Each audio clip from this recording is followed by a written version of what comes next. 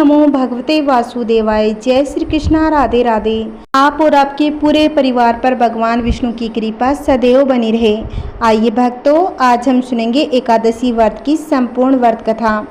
युधिष्ठिर कहने लगे कि हे भगवान, ज्येष्ठ कृष्ण पक्ष एकादशी का क्या नाम है तथा उसका महात्म्य क्या है, सो कृपा कर कहिए।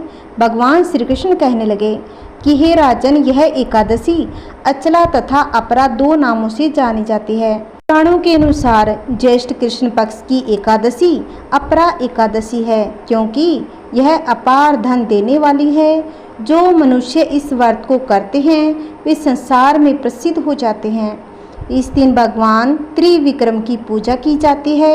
अपरा एकादशी के व्रत के प्रभाव से ब्रह्मा हत्या, भूत योनि, दूसरों की निंदा आदि के सब पाप दूर हो जाते हैं।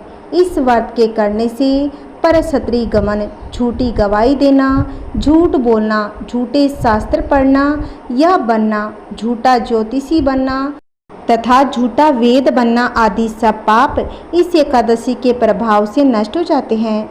जो स्त्री युद्ध से भाग जाए वे नरकगामी होते हैं, परंतु अपरा एकादशी का व्रत करने से वे भी स्वर्ग को प्राप्त होते हैं। जो शिष्य गुरु से शिक्षा ग्रहण करते हैं फिर उनकी निंदा करते हैं वे अवश्य नरक में पड़ते हैं, मगर अपरा एकादशी का व्रत करने से वे भी इस पाप से मुक्त हो जाते हैं। जो फल तीनों पुष्कर में कार्तिक पूर्णिमा को स्नान करने से या गंगा तट पर पितरों को पिंडदान करने से प्राप्त होता है, वही अपरा एकादशी का व्रत करने से प्राप्त हो जाता है। मकर से सूर्य में, प्रयागराज के स्नान से, शिवरात्रि का व्रत करने से, सिंह राशि के बृहस्पति में, गोमती नदी के स्नान से, कुंभ में केदारनाथ के दर्शन या बद्रीनाथ के दर्शन, सूर्य ग्रहण में कुरुक्षेत्र के स्नान से, श्रवण दान करने से अथवा गोदान से जो फल मिलता है वही फल अपरा एकादशी के व्रत से मिलता है। यह व्रत पाप रूपी वृक्ष को काटने के लिए कुल्हाड़ी का काम करता है।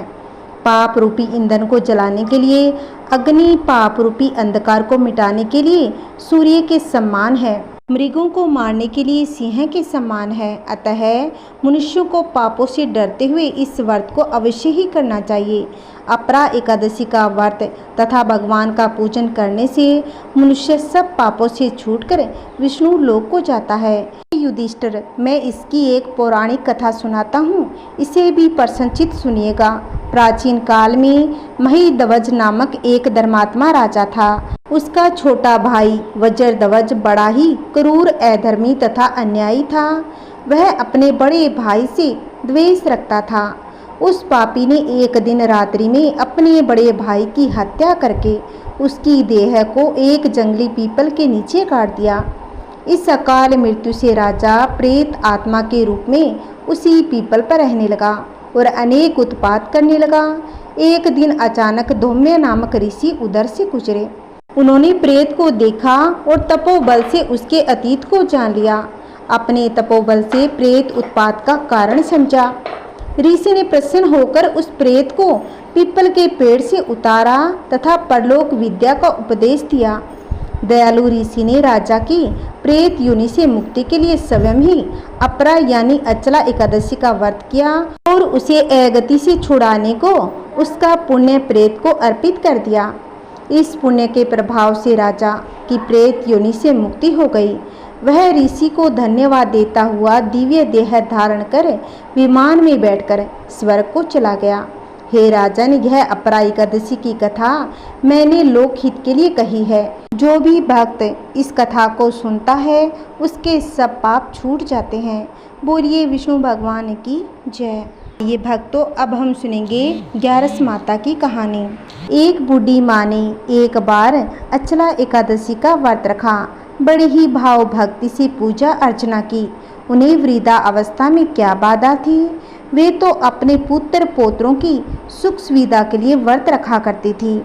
वे दिन भर तो जरा कठोर मन करके अपनी प्यास को रोके रखी। दिन में पूजा पाठ किया, कथा सुनी और पंडित जी को मिट्टी के पात्र में भरकर पानी और ऋतुफल दान में दिए। दोना भर भर कर बूरा वितरण किया। उन्हें गर्मी के कारण बहुत ही बेचैनी हो रही थी। इस कारण से बड़ी देर तक पानी में पड़ी रही और पानी के कुल्ला करती रही, मुँह धोती रही।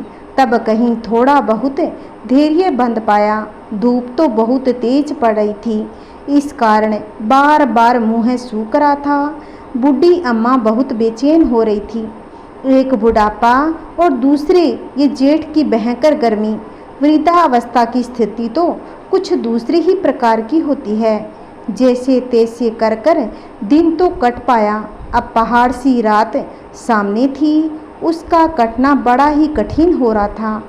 खटिया पर पड़े शांति नहीं मिल रही थी। वे बार बार करवट बदल रही थी।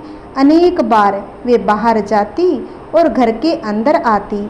उन्हें घर के अंदर शांति नहीं मिल रही थी। वे पड़ी पड़ी एकादशी माता को याद करती रही और कहती रही, हे माता जी, आप मेरी लाज रखिएगा, आप ही मुझे शक्ति दे दीजिएगा जिससे मैं भली भांति आपका व्रत पूर्ण कर सकूं और ये पहाड़ सी रात शांतिपूर्वक व्यतीत कर सकूं। प्यास के कारण बूढ़ी अम्मा को बेचैनी और भी बढ़ती जा रही थी। उन्होंने धैर्य रखने का बहुत ही प्रयास किया, किंतु सहनशीलता की सीमा अब टूट गई थी और वे हड़बड़ाकर एकदम चिल्ला पड़ी, बोली, मुझे बचाओ, मुझे बचाओ।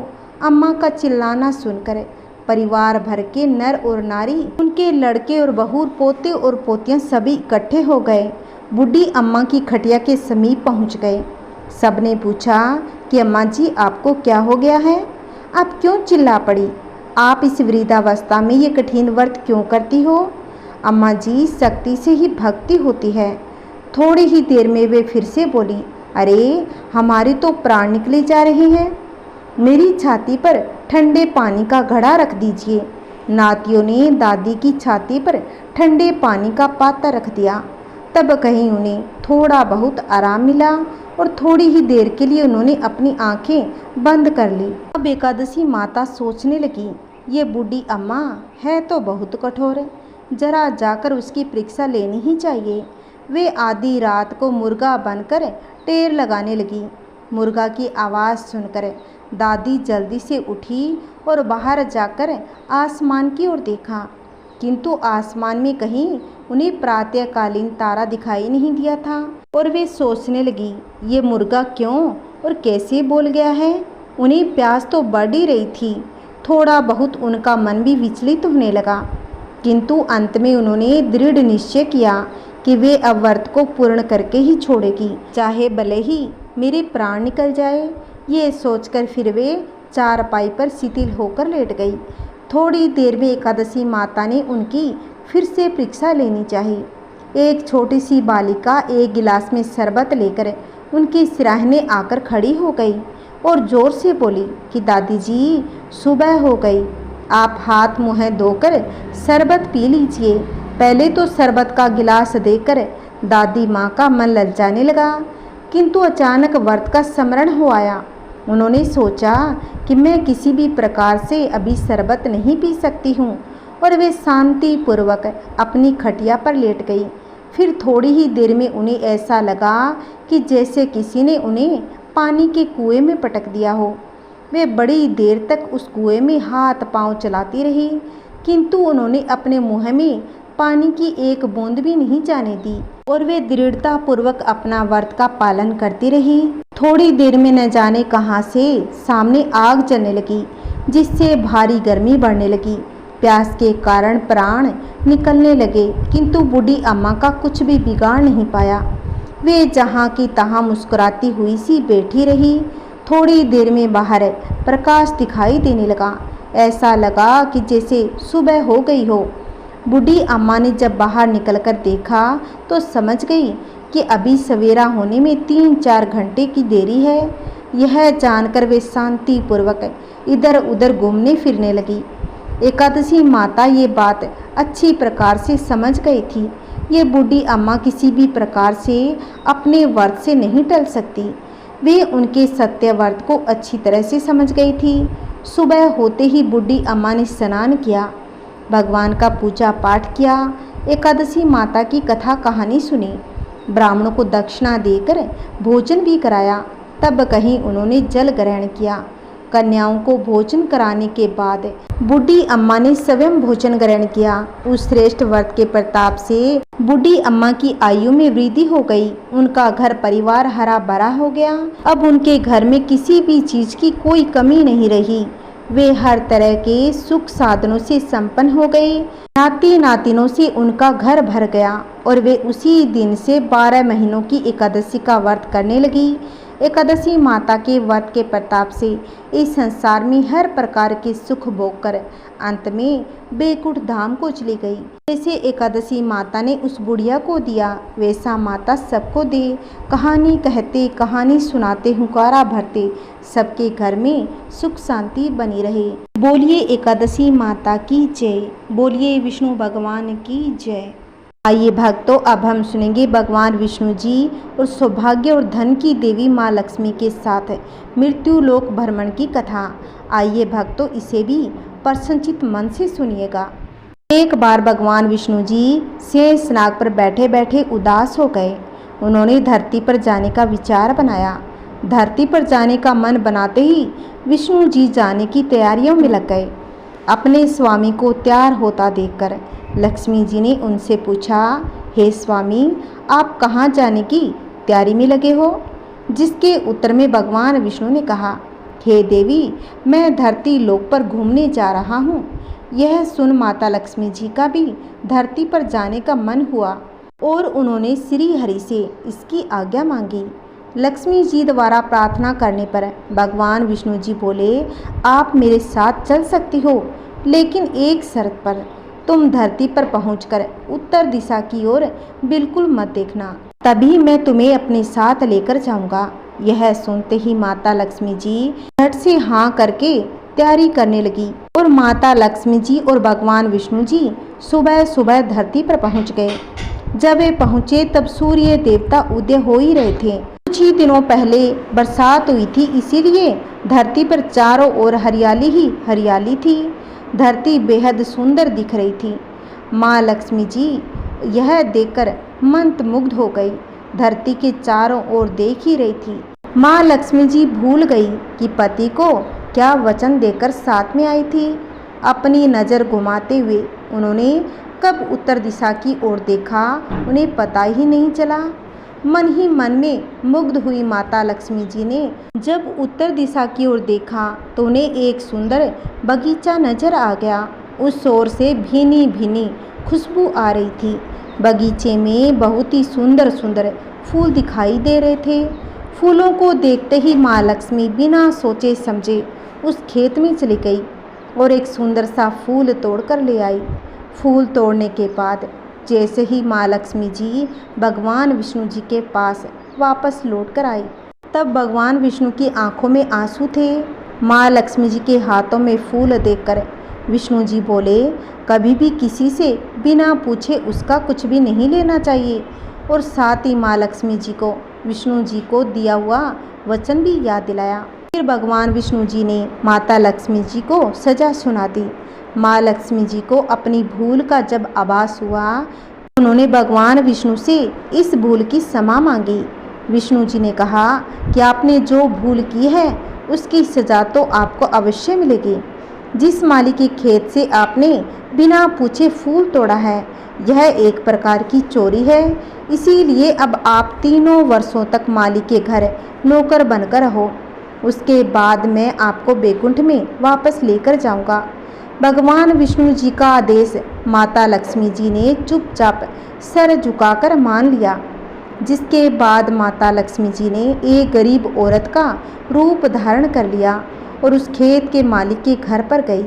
माधव नाम के उस मालिक का एक झोंपड़ा था, जहां माधव पत्नी, 2 बेटे और 3 बेटियों के साथ रहता था। माता लक्ष्मी जी जब एक साधारण औरत बनकर माधव के झोंपड़े पर पधारी तो माधव ने पूछा, बहन आप कौन हो? तब माँ लक्ष्मी जी ने कहा, मैं एक गरीब औरत हूँ, मेरी देखभाल करने वाला कोई नहीं है।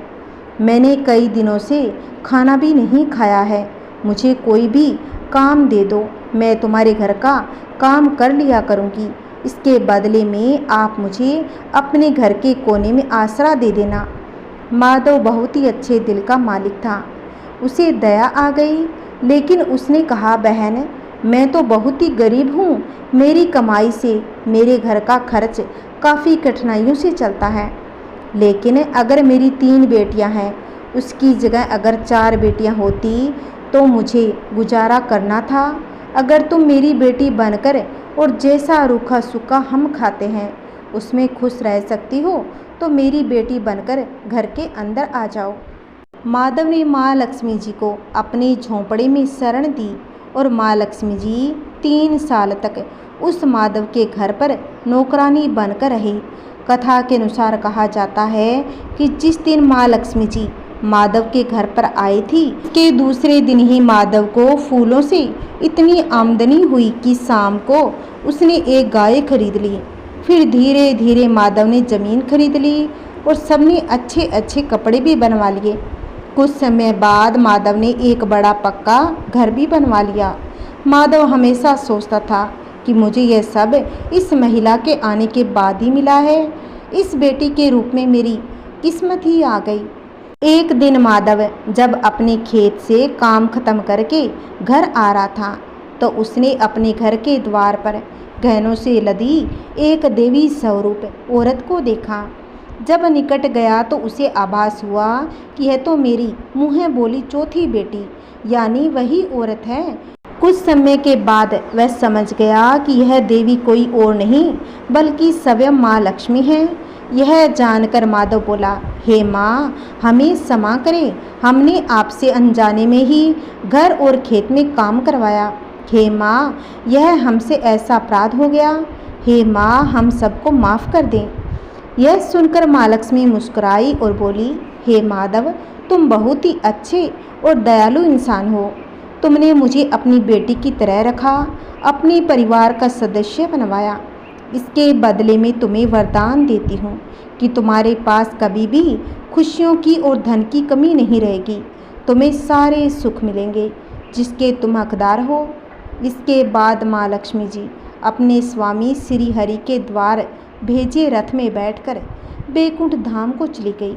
हे माता रानी, जैसे आपने माधव पर कृपा करी वैसी सब पर करना। कहानी कहते, कहानी सुनते, हुंकारा भरते सबके घर में सुख शांति बनाए रखना। जय श्री लक्ष्मी की। ओम नमः शिवाय।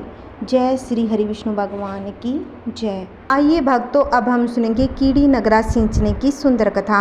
इसे भी जेठ के महीने में एकादशी के दिन जरूरी सुनी चाहिए, जिसके सुनने मात्र से ही भगवान विष्णु की कृपा आप पर जरूर बनी रहेगी। आइए भक्तों, अब प्रसन्नचित मन से इस कथा को सुनते हैं। किसी नगर में एक छोटा सा परिवार रहता था। उस परिवार में दादी और पोती, बेटे बहू एक साथ मिलकर खुशी से रहती थी। दादी अपनी पोती के साथ पूजा पाठ किया करती थी। एक दिन दादी ने 7 दिन की कीड़ी नगरा सींचने का नियम लिया था। दादी कीड़ी नगरा की कहानी कहती और पोती कीड़ी नगरा की कहानी का हुंकारा भरती। दोनों साथ कीड़ी नगरा सींचने जाती। इस प्रकार 6 महीने पूरे हो गए। 7वें दिन दादी ने अपना कीड़ी नगरे की कहानी का उद्यापन किया, परंतु पोती का उद्यापन नहीं किया। समय बीता गया, पोती जवान हो गई। अच्छा घर और परिवार और वर देकर उसका विवाह कर दिया। पोती ससुराल गई। विवाह के कुछ दिनों बाद ही उसके पति को कोढ़ रोग हो गया। उसकी सास ने कहा, घर में बहू के आते ही बेटा बीमार हो गया, इसके चरण घर में शुभ नहीं है। ऐसा कहकर उसे घर से निकाल दिया। बेटे को भी उसके साथ ही निकाल दिया और कहा, अपने पति की सेवा कर, तुझे सुबह शाम रोटी मिल जाएगी। वह पोती अपने पति को लेकर नगर के बाहर एकांत में कुटिया बनाकर रहने लगी। उसकी सास सुबह शाम 2 रोटी दूर से ही देकर चली जाती। वह एक रोटी अपने पति को खिलाती, एक रोटी स्वयं खाकर दिन रात पति की सेवा करती। एक दिन दादी ने पोते को अपनी बहन से मिलने के लिए भेजा, साथ में चूरमे के लड्डू भी भेजे। भाई अपनी बहन से मिलने के लिए पहुंच गया। जब बहन के नगर पहुंचा तो वहां जाते ही उन्हें पता चला कि बहन नगर के बाहर कुटिया बनाकर अपने पति के साथ रहती है। भाई उनकी हालत देखकर दुखी हुआ उसने चूरमे के लड्डू बहन को दिए और चल दिया। बहन ने अपने हिस्से का लड्डू खाया और अपने पति के हिस्से का अपने पति को दिया। पति ने मना कर दिया। उसकी कुटिया के पास में ही एक कीड़ी नगरा था। उसने वह लड्डू चूर कर कीड़ी नगरे पर डाल दिया। इसके प्रभाव से उसके पति के हाथ से तथा उसका मुँह का कोढ़ झड़ने लग गया। यह देख पति ने कहा, तुमने आज ऐसा क्या किया जिससे मेरा कोढ़ ठीक होने लगा? पत्नी बोली, मैंने तो आज आपके हिस्से के लड्डू कीड़ी नगरे पर डाल दिए। जरूर इस बात का कोई रहस्य होगा। हमें जरूर कोई विद्वान पंडित से पूछना चाहिए। दूसरी ओर जब भाई अपने घर पहुंचा, उन्होंने घर जाकर अपनी दादी को बहन के बारे में बताया। दादी अपने बेटे बहू के साथ पोती से मिलने चली गई। वहां जाकर उसने अपनी पोती से पूछा, ये सब कैसे हो गया? तब उसने कहा, शायद अब यही मेरा भाग्य है, और सारी बात रो रो कर दादी को बता दी।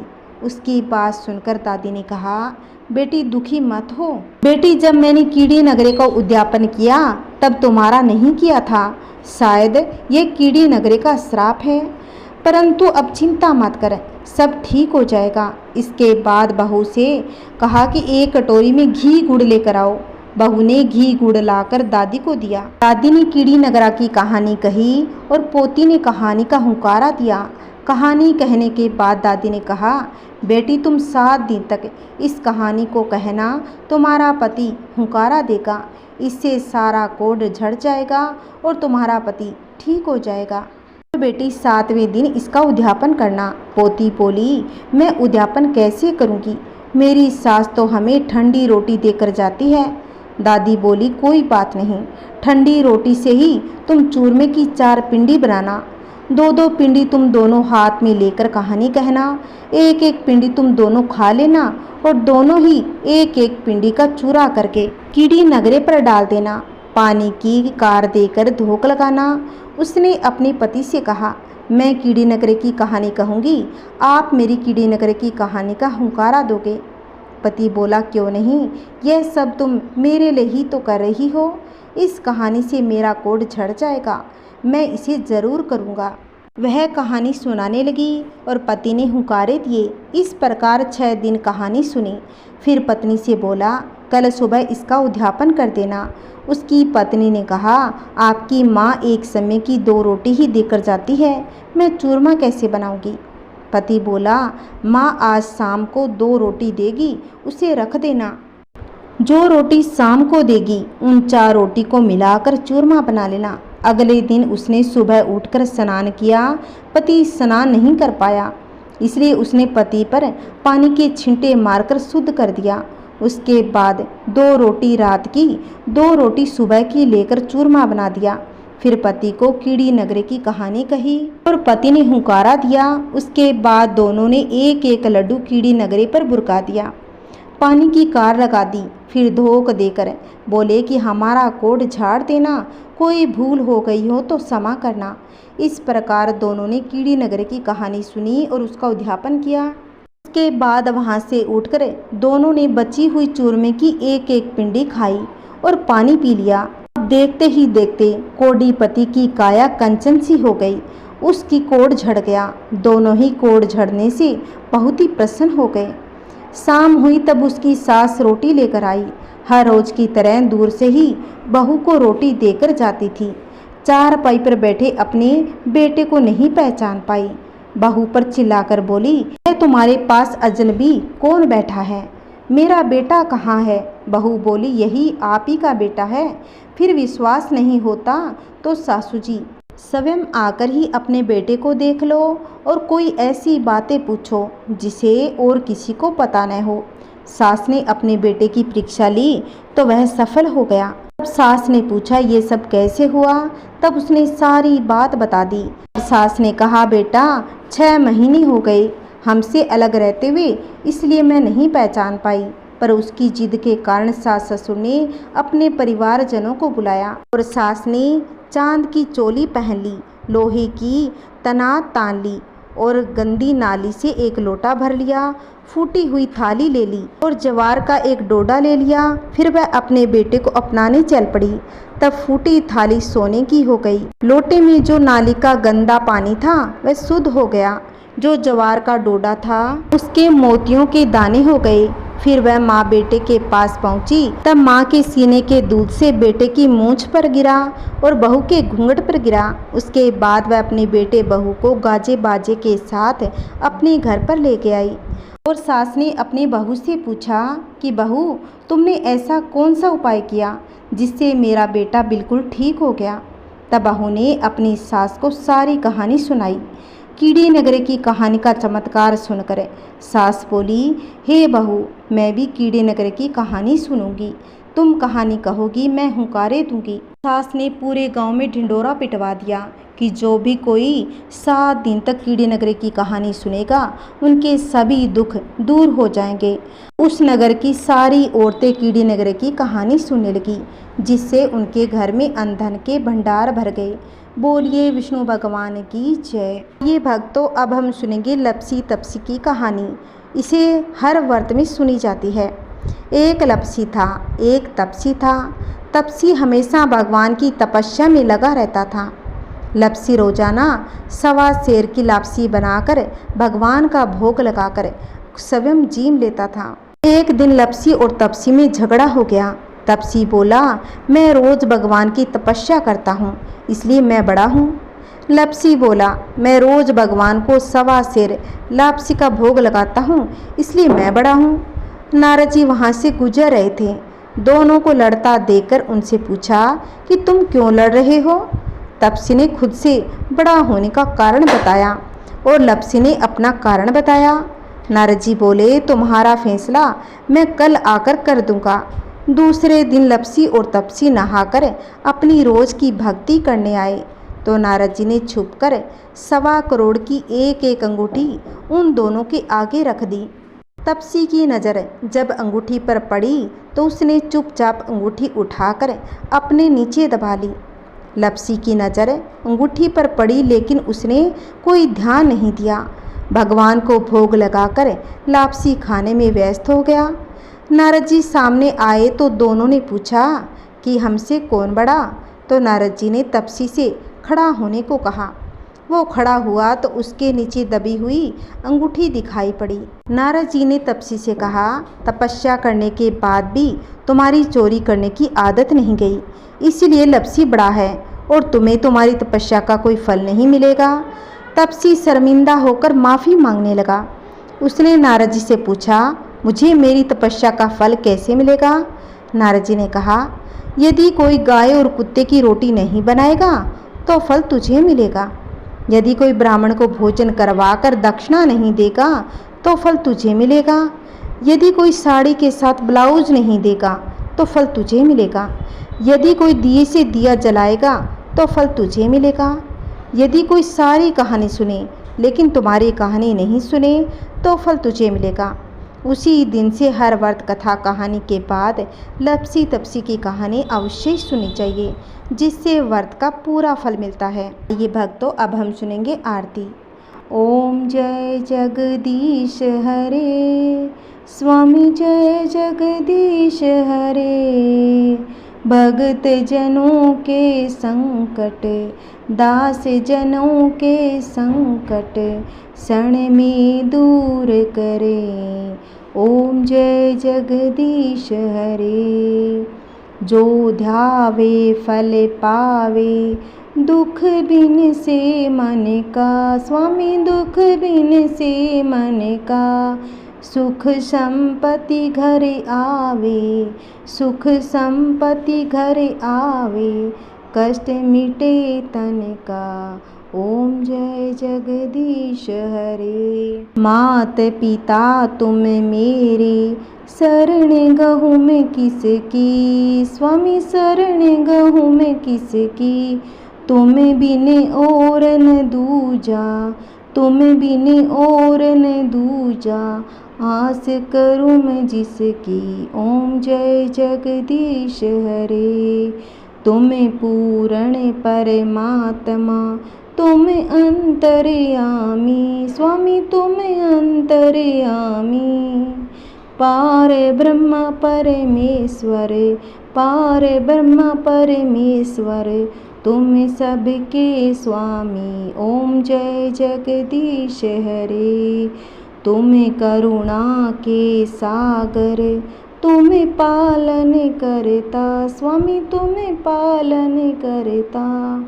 मैं मूर्ख फल कामी, मैं सेवक तुम स्वामी, कृपा करो भरता। ओम जय जगदीश हरे। तुम हो एक अगोचर, सबके प्राणपति, स्वामी सबके प्राणपति। किस विधि मिलूं दया में, किस विधि मिलूं दया में, तुमको मैं कुमति। ओम जय जगदीश हरे।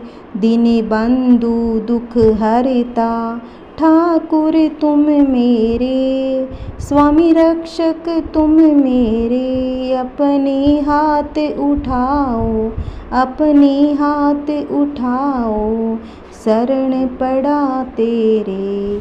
ओम जय जगदीश हरे। विषय विकार मिटाओ, पाप हरो देवा, स्वामी पाप हरो देवा। श्रद्धा भक्ति बढ़ाओ, श्रद्धा भक्ति बढ़ाओ, संतन की सेवा। ओम जय जगदीश हरे। ओम जय जगदीश हरे। स्वामी जय जगदीश हरे। भगत जनों के संकट, दास जनों के संकट, क्षण में दूर करे। ओम जय जगदीश हरे। ओम जय जगदीश हरे। जय श्री कृष्णा, राधे राधे। ओम नमः शिवाय। अगर आपको मेरी कथाएं अच्छी लगी है तो प्लीज़ इस वीडियो को ज़्यादा से ज़्यादा शेयर करें, लाइक करें और कमेंट में विष्णु भगवान की जय अवश्य बोलना। अगर आपने अभी तक मेरे चैनल को सब्सक्राइब नहीं किया है तो प्लीज़ मेरे चैनल को सब्सक्राइब करें, जिससे आने वाली वीडियो की नोटिफिकेशन आपको मिल जाएगी। जय श्री कृष्णा, राधे राधे। ओम नमः शिवाय।